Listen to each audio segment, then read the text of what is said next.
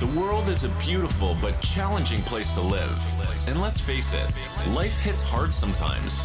So if you find your hopes and dreams and mental well-being needs a boost, you're tuned into the right podcast. Welcome to Inspire Us with your host, J. Paul Nadeau, a former hostage negotiator turned motivational speaker and acclaimed author of Take Control of Your Life. And now, here's your host, J. Paul Nadeau.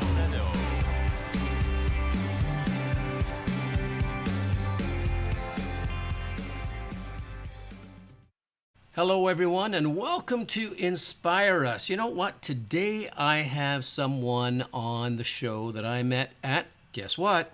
Clubhouse. Yep, Chris Bolger. I met him. He dropped into a room that I was running on Sabotage, and he started to contribute such gems of information. He's a two-time Guinness Book of World Record champion. He is also a coach, and he is a magician, a hypnotist, actually. And guess where he actually got the bug to become a hypnotist? Well, the bug came from Bugs Bunny. Not kidding, Bugs Bunny. We have such a great conversation on so many topics, including how to regain your power, your strength, and get back into the zone. And now, without any further delay, it is my pleasure to introduce you to Chris Bolger. Hello, Chris, and welcome to Inspire Us. Hey, Paul, how's it going? Thanks for having me on. Oh, no, it's going well, and thank you for coming on. You know, we've connected a few times on Clubhouse, and every time you speak, I'm just mesmerized. You have so much vast knowledge to share, and having you on the show is an absolute delight. For all my listeners, Chris is a world record-breaking athlete, a hypnotist, a psychoneurologist for 14 years, specializing in emotional and mental transformation. As an author and speaker, Chris creates psychological systems that identify how an individual processes information so they can permanently overcome obstacles that seemed to have no solution at all whatsoever. He thrives on continually finding and solving the blind spots not addressed in traditional therapy and coaching practices so more people can achieve peace and joy on a larger scale. That is the man that you are listening to this morning. That is the man who is going to be sharing his story. And I am going to ask him a question that I know so many of you out there are wondering yourself. But before I ask that question, I'm going to turn it right over to my guest, Chris. Chris, why don't you tell us who Chris Bolger is? Tell us about your past, because I know about your past, but my listeners do not. Oh, where to begin? So I think every great story starts with the main character having some sort of pain. And my pain started as a kid like everyone else's, all the traumas and such. And I didn't realize how much damage was done until about age 16, where I became homeless. And I mean, not in a friend's guest house, not in a fancy sports car. I mean, like literally on the street. And there was no drugs or alcohol. There wasn't any crime. I was a really good kid. I wanted the best for everyone. I was very respectful, but I still ended up in this situation with anxiety and depression. And at the time I went to a therapist. I was put on medication. The therapy kind of helped, but it didn't. And I went to one of the top psychotherapists in my state. And that person still is. And we're friends. We're actually really good friends. But he agreed that there's a certain things that literally sleeping on an armchair in between two houses. A friend of mine let me borrow his laptop. And the neighbor his Wi-Fi wasn't secured. So I was able to get the Wi-Fi. And I was on the couch, on this armchair, and I was thinking back to a time when I was 5. And I remember specifically my parents fighting. My dad worked 4 jobs. My mom was always angry. And I tried to break up their fight as a 5-year-old. And instead of realizing that their son is now involved in this, they both turned to me and told me why they were right in their arguments. So fast forward, I'm on this armchair, and I decided, what was the thing that I always wanted to be growing up? What was the reason why I wanted to jump into that fight? Well, back then I was watching cartoons as a 5-year-old, and there was a scene where Bugs Bunny was hypnotized Elmer Fudd to go after Daffy Duck instead of Bugs Bunny. And that was my inspiration to break up the fight between my parents. So here I am on this armchair, what was I? I think I was 17 or 18 at the time. This is 2 years of struggling. At that time, I was working as a fitness trainer in a gym. I made 0 sales. My net profit for the month would be $12.50 after working 12-hour days. I'm not making this up. This is a story I can rarely share because not many people can even connect with this. They're like, this is ridiculous. What's wrong with this kid? And that's why I love it, because if I can come out of that, then everything up the chain of that is pretty doable. I found out what hypnosis was that night. I Googled it, and I found out that there was a thing called Skype. I downloaded Skype.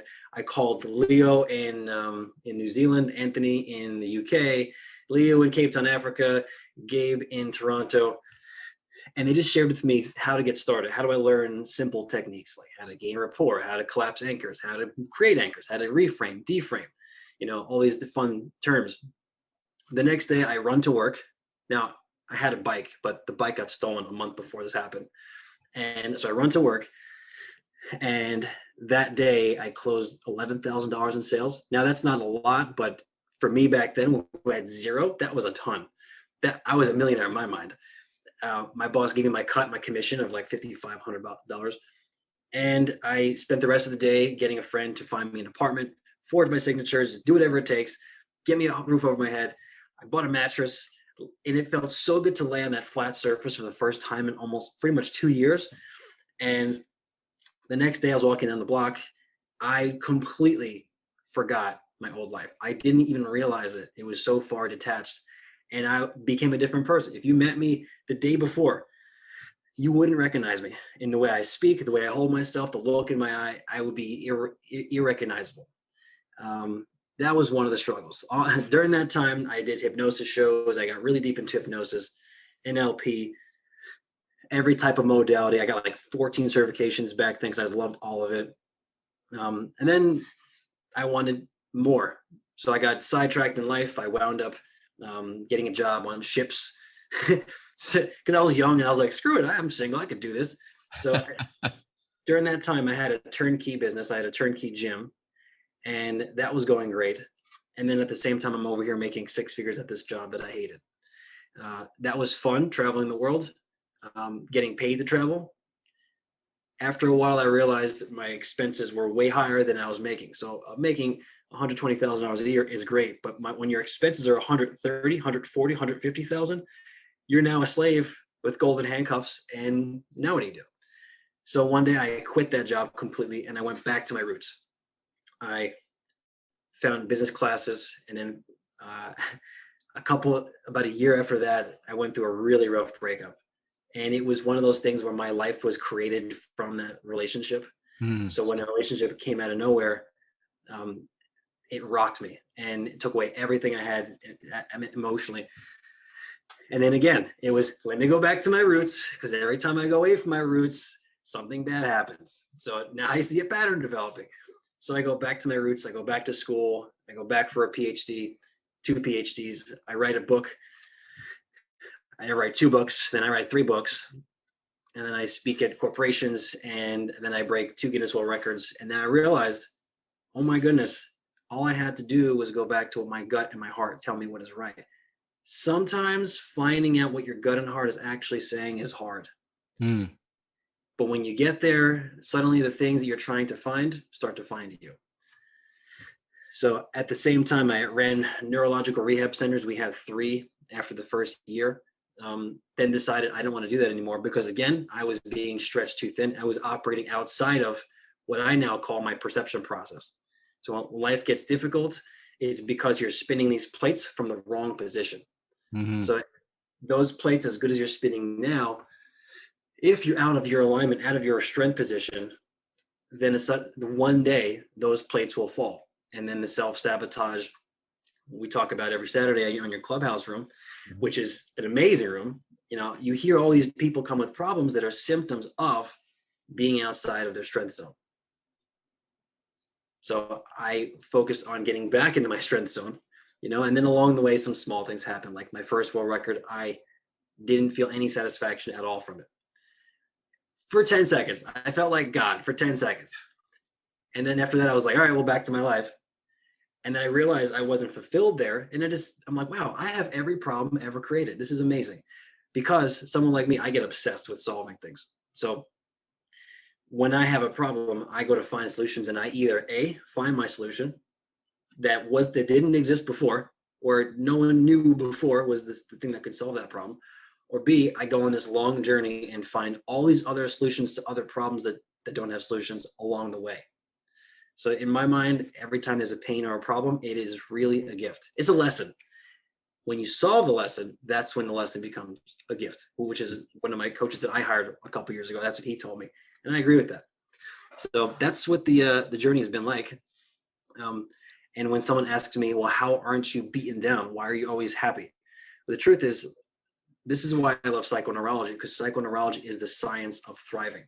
And thriving just simply means you're operating and you're living your life 2 steps above whatever your current circumstance looks like. That's something we can all do. We can all shoot for. You don't have to be ruler of the world, a multi-billionaire, to experience joy and thriving. You can be in any situation and experience it. If Viktor Frankl in the concentration camps can celebrate the fact that he has a small piece of potato in his hot bowl, we can find happiness too. We can break the story that says, oh, my mother this, my father that, oh, the president this, the president that, oh, this disease, the disease. We can still experience joy and thriving and make our lives move forward. So that's controversial to say nowadays. Yeah. But what a great story.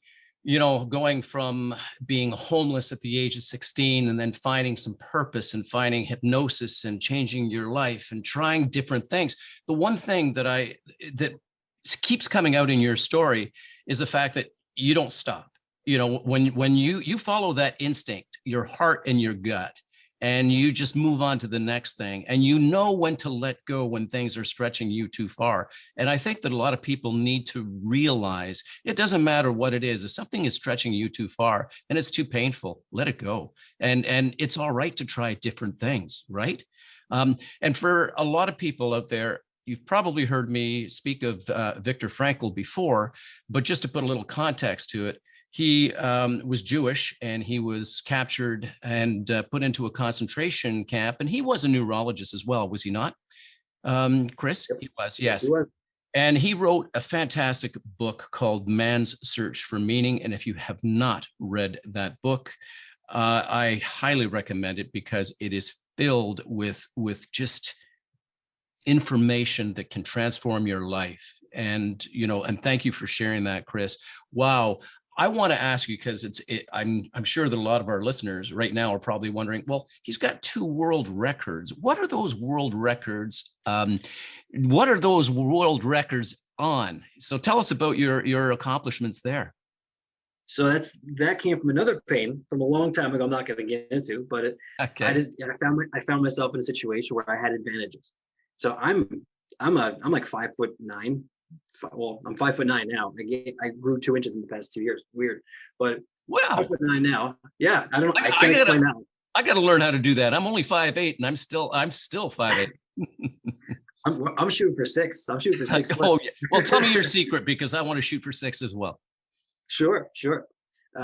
So I was in a place in life where I needed to find some kind of purpose. I went through a rough breakup, and I haven't been in the gym for over 2 years. I'm a natural athlete my entire life, so part of my purpose in life is always going to be being physically fit to some degree. So I had 2 friends specifically that were close to me, and they were supporting me during this time. And we would just go to the gym every day.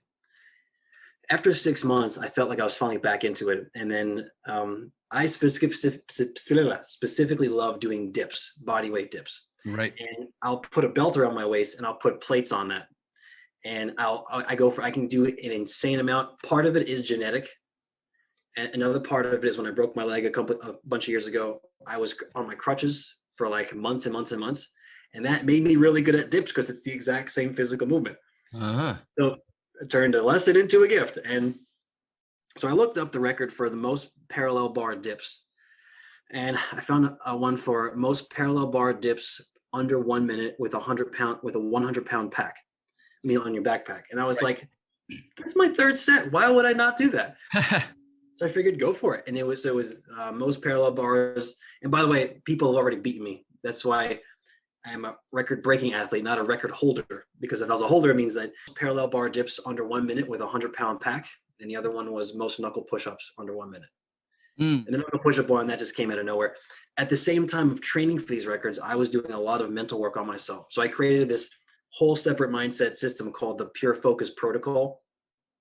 And in that, there's a thing I created called state stacking. And it's a process of each emotional state, just like an athlete, gives you a certain physiological response. So I had to come up with the responses stacked so that I can keep my heart rate low, adrenaline high, and my oxygenation flowing. I needed my hemoglobin moving very fast. So, and I was under a lot of stress the day of. Like, remember that the girl I told you that the breakup I went through? Yeah. Guess who was at the gym? No the same way. day I did that. That was completely coincidental. And it was just, so the first time I broke the record, the woman who was filming it, her thumb was over the lens. Oh. So I had to do it a second time. And the second time, the first time was perfect. The gym was empty. I had my witnesses there and that was it. Second time, it was rush hour, 1 million people in the gym. And there's the woman who broke my heart right next to me. And now I have to do this all over again. And I'm sore. My elbows are killing me from training for so long. And I got to make things happen. If it wasn't for the Pure Focus Protocol, I would not have been able to even step into the gym. But luckily I went in there, zoned everything out. My heart rate was slow and I finished it. I had time on the clock. I could have done a lot more.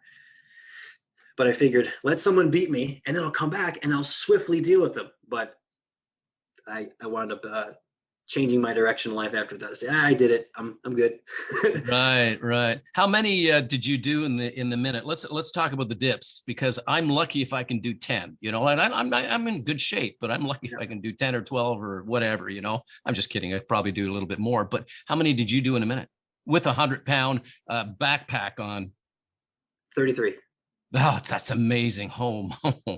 And I was surprised. Honestly, it's funny you say that because I was surprised at how low it was. All these world records, they're like astronomical numbers. I'm like, where's 58 in 1 minute? Where's 59 in 1 minute? Where is 63 in 1 minute? So I was like, there's room there.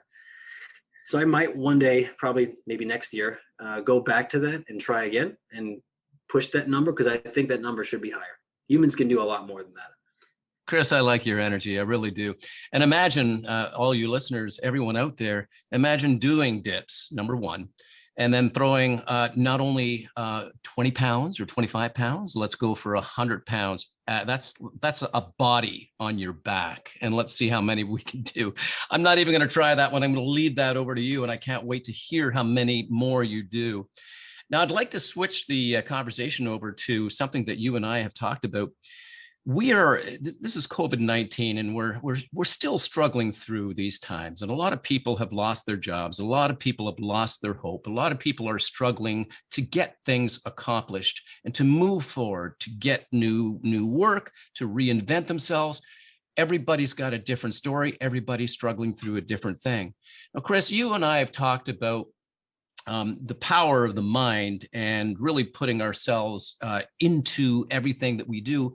But how can we look at doing or accomplishing anything we set our mind to? Like, how can we start to change things around and just change our lives?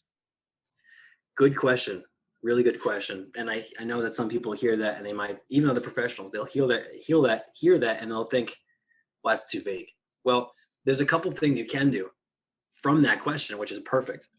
So I have a short answer and then I have a miles long, deep answer, which even some people are just like, what? You thought way too much about that. That's just my nature. So the first couple of things you have to realize is that you never, ever want to say, I got to get myself to do this. I need to get myself off the couch. I need to get myself out there. If you say that, you're already starting your journey disconnected. Saying I gotta get me to do this. That's like a part of you as a car. It's like, oh, I gotta get that wheel off. I gotta get this tire loose. I gotta change this oil here. you are one functioning unit. There's no reason to look at yourself like there's parts of you. There are parts of you, but if you're going to do a journey or do something, do it with all of you. Don't do it with a part of you already fractured. A big problem in society, and we see this popping up in the self-sabotage clubhouse room you do every Saturday at, was it 2 p.m? Yeah, 2 p.m. Eastern. It's fascinating to hear, but the root of many of these is we go into life fractured. There's parts of us that are not with us. So you can't possibly be achieving the most you possibly can when there's a part of you that's hanging out outside of you, that's foreign to your identity, you know? And that happens because when we're children, usually when we're children, age 10 to 12, around there, we stop becoming the main character of our story. We become the support character for someone else's story, which is self-betrayal right there. Later on in life, that turns into self-sabotage, that turns into shame and guilt. And shame and guilt likes to hide itself. It likes to say, there's a problem going on in your life, but I'm not going to tell you what it is. So trying to force is definitely not the way. The less you force, the faster you'll get out there doing something. The next thing is meditation is great for simply being with yourself. So if you put your hand on your stomach and you sit there and do nothing, like no phone, no music, no looking around, no iPads, no TVs, no nothing, just sit with yourself. Yourself, with a lowercase s, yourself needs to have company, and you are your own company. You have the ability of doing that. You don't need somebody else for that. If there's a part of you that's not letting you move forward, that part needs to be heard. So this is where journaling is a first step, is really powerful. You write down what you're feeling, all of it, the good and the bad, and then you read it back to yourself. When you read it back to yourself, you're being heard. When the part of you is feeling like it's being heard, the behavior starts to slow down and stop. And if that behavior is self-sabotage, that stops. If you don't have the inspiration, because you know that when you have an inspiration for something, you go, you move. If you're not getting the inspiration, it's because something else in you is stopping you, that's saying, whoa, inspiration is great and all, but there's a part of us here at home that needs help, that needs to be acknowledged, that needs to stop being judged. All of us have parts that are working for us in our needs. All we have to do is listen to them. And from that space of listening, the inspiration comes back out, and now the resistance to doing those things goes away. It really is important to listen to yourself, yes, and to speak to yourself, as you said. You know, if I need to get myself off this, I need to do this.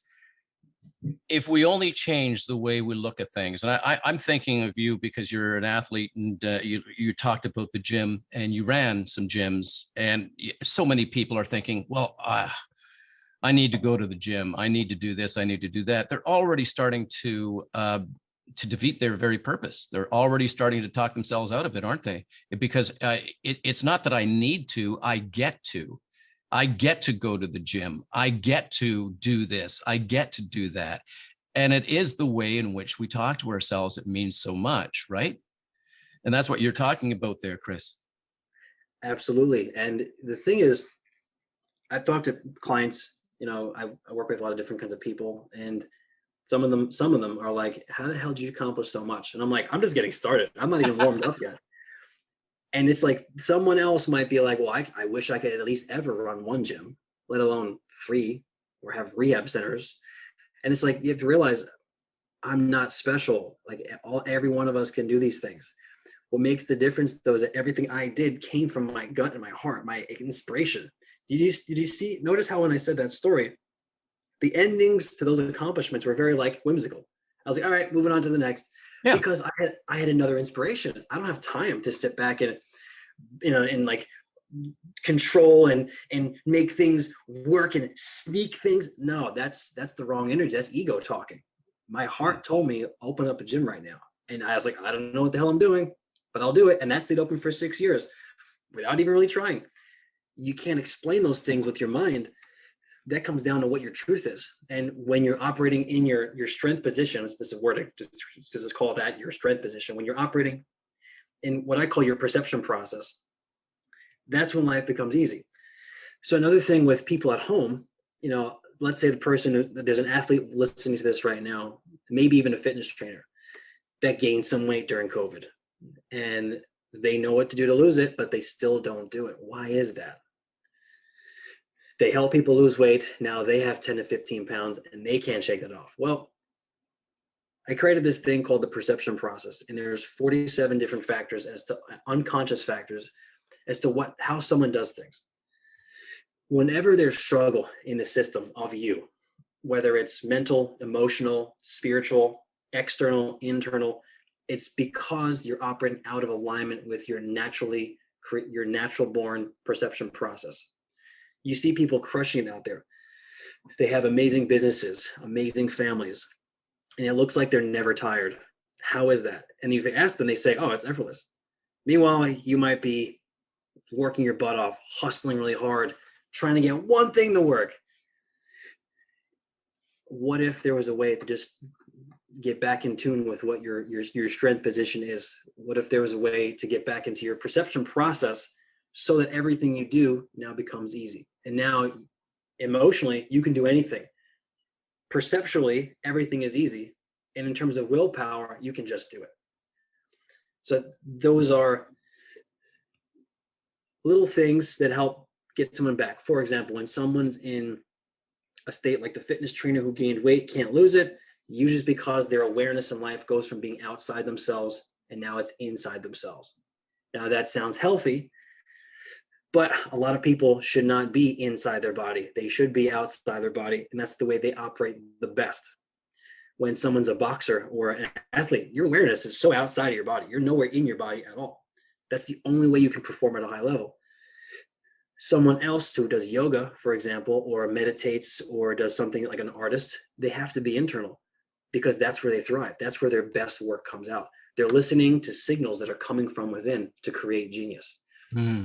And if they're on a computer, usually being on social media, being on electronic devices, it runs the risk for too long to have you switch. And when you switch those two perception processes, now these almost unexplainable, incurable, weird, undiagnosable problems happen. And you're like, what do I do? All you know is that there's something off and no one can help you find it. And that's usually because you've gone outside of a perception process. Thank you so much for sharing that, because there is a way. There is a way, and it is a matter of doing some work.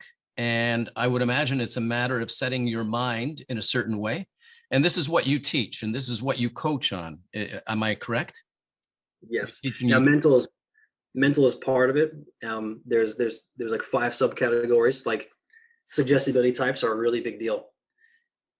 And we can even do we don't have time for that, actually. And then there's a mental part is another part of this. Spiritual is another. Transference is another. Dissociation is another. Willpower is another. Perceptive is another. Emotional is another. These are all different. They all sound kind of similar, but they're worlds apart. For example, external is different from dissociated. They're not the same, but they sound the same. Right. It's dissociated when you're outside of your body. External is when your awareness is outside your body while you're still in your body experiencing all the things. So, because I figured learning about psychology and then going back to school and then hearing that, wait a minute, if I go to become a psychologist or a psychotherapist, I get to just diagnose problems.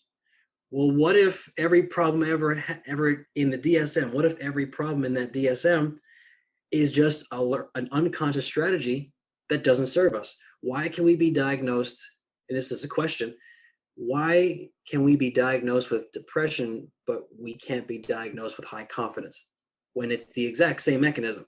Mm-hmm. It's just a resource that doesn't serve us. Now, I'm not saying that I have a cure for anything, but I'm saying, what if there's more to you than just problem solution? Get my ass to do this thing. Get me to do this. I'm so stupid. I'm so this. What if there's more to you than just like these little categories of problems? ADHD. When did that become a thing? That wasn't always a thing, right? And now all of a sudden, everyone's like, I have ADHD and I did it in life anyway. So now it becomes this valiant, dramatic story. Now, if you change this, if you take the story away, now all the drama goes away. So if you're at home, one more thing, I know we're running out of time here, Paul, I'm sorry, but yeah, no, that's all right. In the self-sabotage clubhouse that we do, which is, I can't recommend it enough. Like if you're listening to this, you want to definitely check that out. It's awesome. You will never, nowhere else will you ever get free advice from several different professionals at one time. People have a story, and that story keeps them stuck. If you're going to play a game in life, you might as well play a game that you're going to win.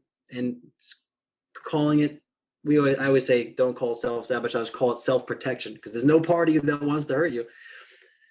Everyone listening to this is a fully functional, whole human being. If there's parts of you not working with you, then that's okay. You can get that part in integrity with you. And now you move forward as a whole. That is amazing. Yes, so much there. And I wish we had a couple of hours because it's fascinating stuff. I know that some of my listeners, and I hope that a lot of my listeners are going to want to reach out to you and to learn more about this, because some of us are stuck. And a lot of people, like you talk about the trainer who's gained 15 pounds. Why can't I lose it? There's so many other, like, where am I going to get a job? How am I going to get a job? How am I going to present myself? What am I going to do? There's so many things that people are asking themselves. We're all living this human experience. And so many of us have been knocked off our course. And this is foreign to us. And what is not foreign is some of the things that we tell ourselves. And Chris has solutions. So if anyone wants to reach out to you, Chris, to tap into what you have or to ask you something further, how can they reach you, Chris? The best way would be through Facebook. That's the one place where I live. And that's a place where you can get in contact with me pretty easily. And I respond usually within 24 hours, sometimes 2 days if it's a long, busy day. But that would be facebook.com/Chris the Hypnotist, which is a URL that I cannot get rid of. All right, I'm going to put that in the show notes, and so that anyone who does want to reach out to you can do so easily. And Chris joins me every Saturday at 2 p.m. Eastern Time on Clubhouse, and we run a club on self-sabotage. And as he said, we're joined by some experts in the field. And if you have any questions, if you want to hear us, just come and drop in. And if you have a question, we'll pull you up. Chris, it's been an absolute delight to have you on the show. I'm so glad that we met. You popped into a room once and started to share, and I just had to make you a moderator because of your vast experience and knowledge. And you always give value to everyone. And it's just an absolute delight to have you on my show, but in my clubhouse as well. Thank you so much for joining us today. And thank you for sharing. What a remarkable story. And I'm going to touch on one thing, because Chris and I think we're cut from the same cloth.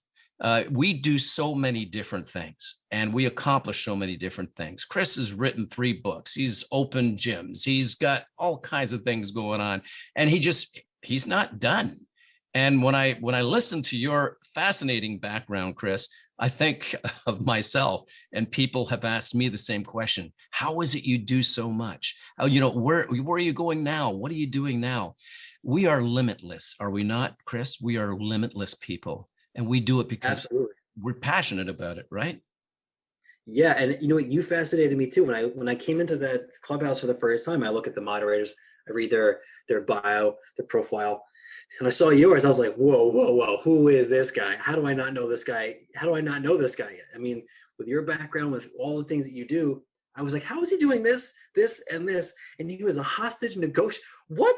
Like I had so many questions. And whenever I see you in a clubhouse outside of that room, I always try to join if I have time. I join in and just listen. I just want to listen. And I'm like, I hope he thinks I'm not trying to get him to pull me to the stage. I just want to hear him speak. Well, like in different situations. Like I heard one with you and your daughter, and man, it takes real hard work. It takes a really receptive human being and an inspired human being like yourself to have that kind of amazing relationship you have with your family. Like, that is just amazing. I strive. Well, I don't have a family yet, but when I do, that's a dynamic that I dream about. That's amazing. And it takes all of you to be able to do all the things that you've done and continue to do, and still find happiness and have a really strong base foundation. There's people listening to this, and if they're like, past clients of mine too, they're going to hear this.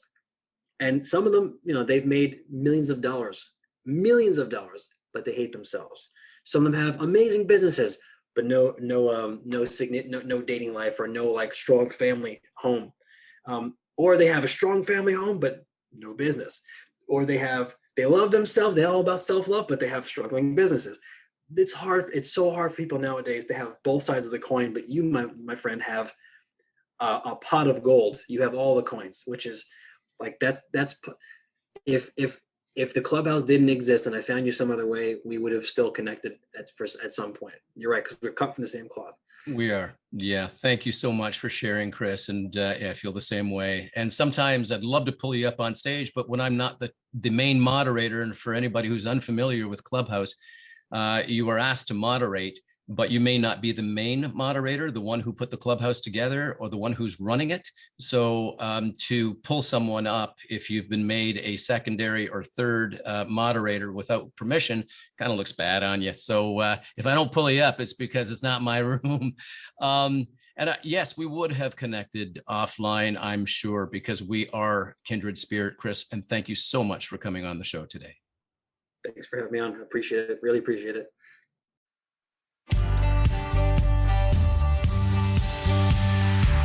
Thanks for listening. Tune in next week for another insightful episode. If you haven't already, hit the subscribe button and leave your comments.